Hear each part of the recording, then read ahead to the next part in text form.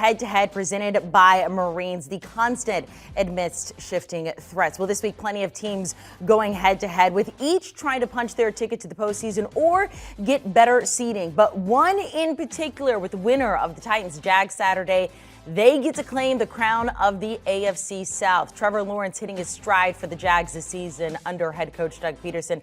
The Jags coming into this one having won 4 straight, which kicked off with a win over the Titans back in December 11th. In that game, Trevor Lawrence becoming the first Jags player in franchise history with 300-plus passing yards, 3 or more touchdowns, a rushing touchdown, and 0 interceptions. Only despite the recent wins, he has failed to throw a touchdown pass in 2 straight games. Taking a look at some of those notable Week 18 games, we're going to dive into several of them. Of note, in the Titans-Jags, the Titans, remember, had the 1 seed in the AFC last season. However, Tennessee right now on a 6-game losing streak. Their only way to the postseason is by winning this game, and thus the AFC South. If this game ends in a tie, the Jags go ahead and win that division. So let's welcome in NFL and betting expert Tyler Sullivan, explain some of these head-to-head matchups we're going to be looking at in these games. Also give us some picks for some of the Week 18 games. Let's start with Titans and Jags. AFC South on the line. Do or die for the Titans. If the Jags lose, they can still claim the 7 seed. What is the matchup to watch here? And maybe you're picking this one. Jags favored by 6.5.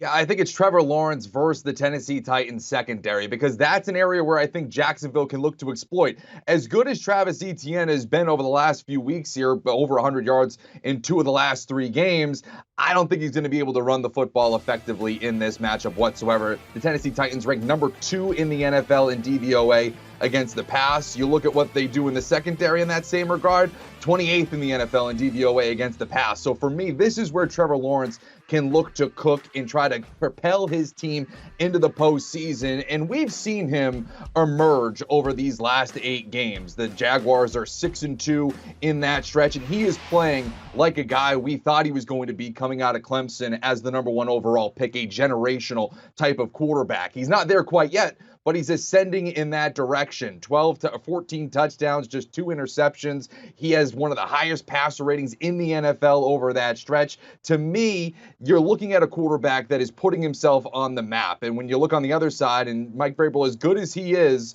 he's starting Josh Dobbs, who was on a practice squad not too long ago. So you look at this Titans team, it feels like they're kind of limping into Week 18. Meanwhile, you have a Jaguars team is kind of clicking on all cylinders at this point. And with this line under a touchdown at 6.5, I'll gladly take the Jaguars here.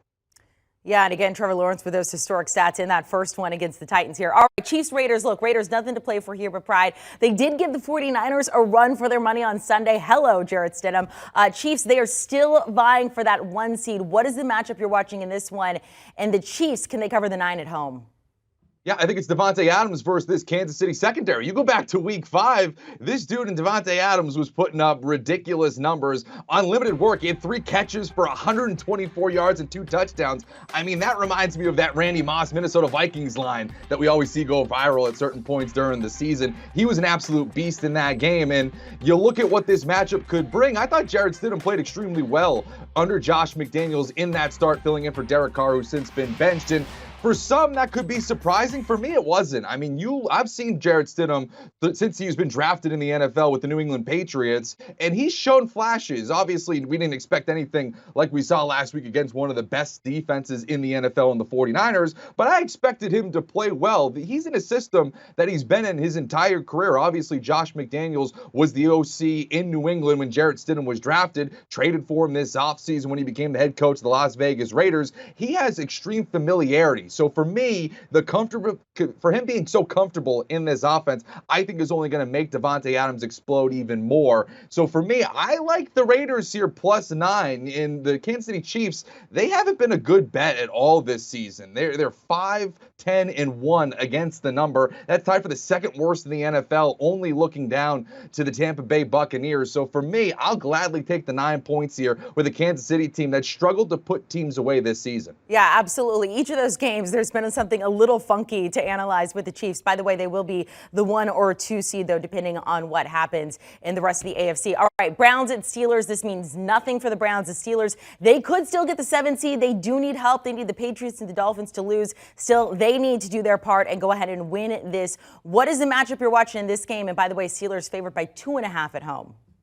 You talk about, legit elite matchups. TJ Watt is a game wrecker. And so for me, it's TJ Watt versus Deshaun Watson and how the Browns are going to have to deal with a legitimate difference maker, one of the best in the NFL. We've seen what TJ Watt is able to do when he's reinserted back into this Pittsburgh Steelers defense. Since he's come back, they're only allowing around 16 points per game. I mean, he has been a legitimate force, and they come out on the winning side more often than not. So for me, it's how this Cleveland offense is going to have to deal with him on that side of the ball. And for me, Deshaun Watson, I think it's going to be fascinating. Obviously, Pittsburgh is playing for a playoff spot. They're trying to keep themselves into it. Cleveland, as you mentioned, not playing for anything. But I do think that there's something that they're working towards. They're trying to build this foundation for 2023 under Deshaun Watson. Ever since he's come back from his suspension, it's really been about setting a foundation. These are glorified scrimmages, preseason, however you want to kind of characterize them, for him to shake off whatever rust he has. And I do believe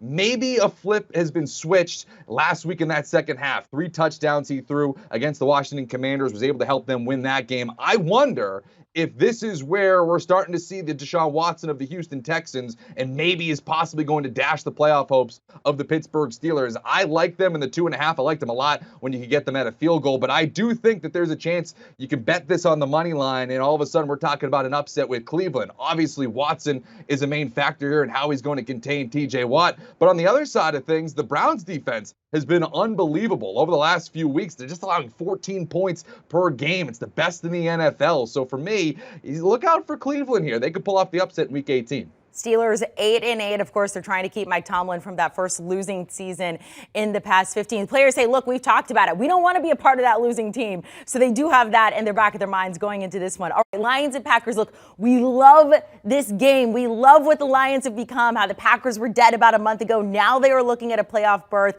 Either the Lions, the Packers, or the Seahawks. They will be the 7 seed. Packers' easiest route here, win. They're in. The Lions and the Seahawks, they need some help. What is the matchup you're watching this? Packers favored by 4.5 at home. Yeah, I'm with you. I love this game so much. And you look at the sports line projections. At one point, both of these teams were under 2% to make the postseason. And now we're talking about both of them possibly making it in. Green Bay, as you mentioned, the easiest path, winning in. There's a scenario here where Detroit gets to this game and they're already out of contention. So there is something to kind of be concerned about if you're taking them in this spot. But for me, it's Jared Goff against this Green Bay Packers secondary. To me, Goff has been playing as well as any quarterback in the NFL so far since week 12.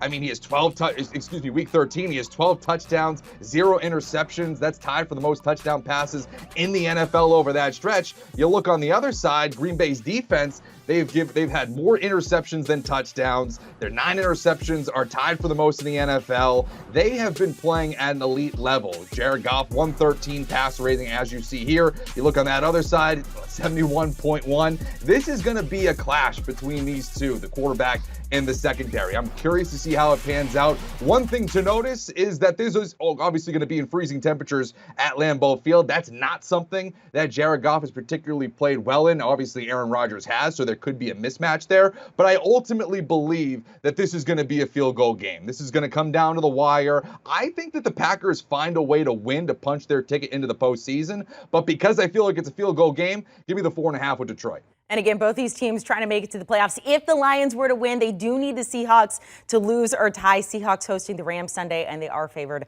by 6 at home in that one. Tyler, good luck this weekend. Have fun. We're taking notes on all of your picks there. Pick 6 podcast, your home for everything NFL. Latest episode, of course, talking about the Damar Hamlin latest, some of the good news we're hearing there, and getting you ready for Week 18. Do you want a sports network that delivers everything that matters about the game? The highlights, the picks, the instant analysis, no yelling, no fake debates, no politics. Hit the subscribe button and never miss a moment.